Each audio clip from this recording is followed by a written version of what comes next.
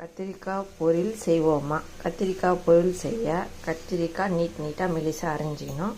வெங்காயம் பொடியாக அரிஞ்சிக்கணும். பூண்டு பல் சேர்த்துக்கணும். தக்காளி சேர்த்துக்கணும். கத்திரிக்காய் பொரியல் செய்வது எப்படி என்று பார்ப்போமா?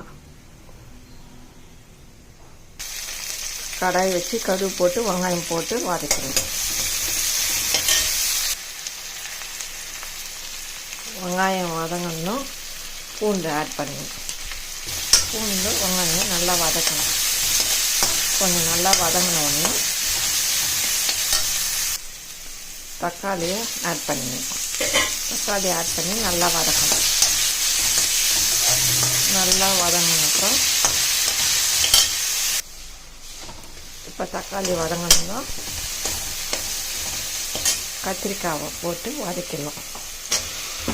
கத்திரிக்காவை போட்டு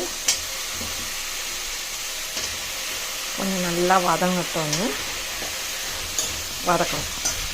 நல்லா வதங்கணும். வதங்கினா தான் நல்லா டேஸ்ட்டாக இருக்கும். நல்லா வதக்கணும்.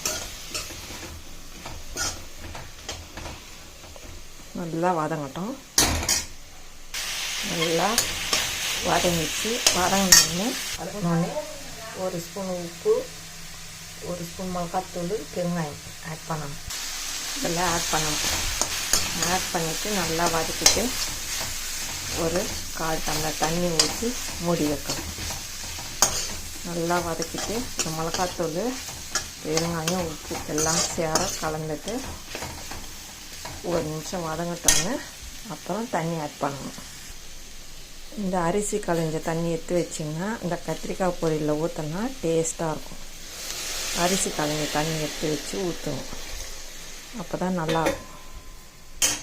இப்போ இந்த கத்திரிக்காய் பொரியல் வேகட்டும். வெந்ததும் நான் காமிக்கிறேன் எப்படி இருக்குன்னு. இப்போ அந்த தண்ணி சொண்டி கத்திரிக்காய் பொரியல் ரெடி ஆயிடுச்சு. அந்த அரிசி களைஞ்ச தண்ணி ஊற்றினீங்கன்னா உடம்புக்கு ரொம்ப ஹெல்த்து, நல்லதும் கூட. இதை பார்த்து அப்படியே செய்யணும். Tata, bye bye. கத்திரிக்காய் பொரியல் ரெடி ஆயிடுச்சு. தக்காளி சாதத்துக்கு இந்த கத்திரிக்காய் பொரியல் வச்சு சாப்பிட்டிங்கன்னா டேஸ்ட்டாக இருக்கும்.